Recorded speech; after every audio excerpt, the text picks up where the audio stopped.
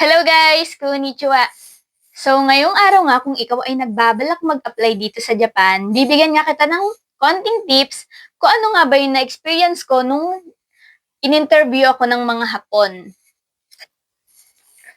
So, yon unang-una, dapat kabisado mo yung Jiko Shokai mo o yung tinatawag na self-introduction. At least, kahit yun man lang, naka-Nihongo. Tapos, kailangan ma-delivered mo ng maayos. Huwag mo na masyadong habaan. Kailangan mo lang din masabi din yung pangalan mo, yung edad mo, yung birthday mo, kung saan ka nakatira. Kahit yun lang. Kahit yun na lang yung sabihin mo sa self-introduction mo. Huwag mo na masyadong pahabain dahil baka ma-mental block ka pa. At baka makalimutan mo pa doon at hindi ka makapagpakilala. Kaya, okay lang na kaonte. Kasi hindi rin naman magbabase yung mga employer sa self-introduction mo.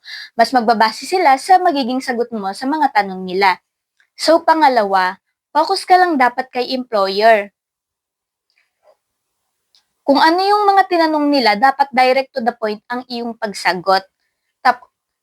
Pangatlo, ito yung mga kadalasan tinatanong ng employer during interview.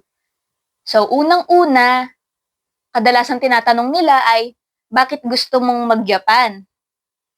Sa next na i-upload ko ng video yung mga sagot ko sa mga tanong nila.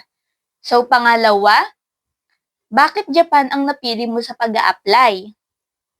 Pangatlo, magkano ang expected na sahod mo dito sa May Japan? Pang-apat, kaya mo bang magtrabaho ng matagal? 3 years and up dito sa May Japan? Pang-lima, pagkatapos ng 3 years contract mo, ano ang gagawin mo sa naipon mong pera? Tapos, ang pinakahuli, ay ito ay contact lang kay employer. At dapat malakas yung boses mo at palagi ka lang mag-smile sa kanila. At ibigay mo yung best mo dahil nandun ka na kaya kailangan ibigay mo yung best mo. Kailangan mong galing para makapag-Japan ka, para this year, nandito ka na rin sa Japan. So, yun lang yung mga naging experience ko nung ako ay nag-a-apply dito sa Japan. Kung may mga tanong pa nga kayo about dito sa Japan, i-comment nyo lang dyan sa may baba. At next ko ng video i-upload yung mga naging sagot ko sa mga naging tanong nila. So, yun lang. Bye! Thanks for watching!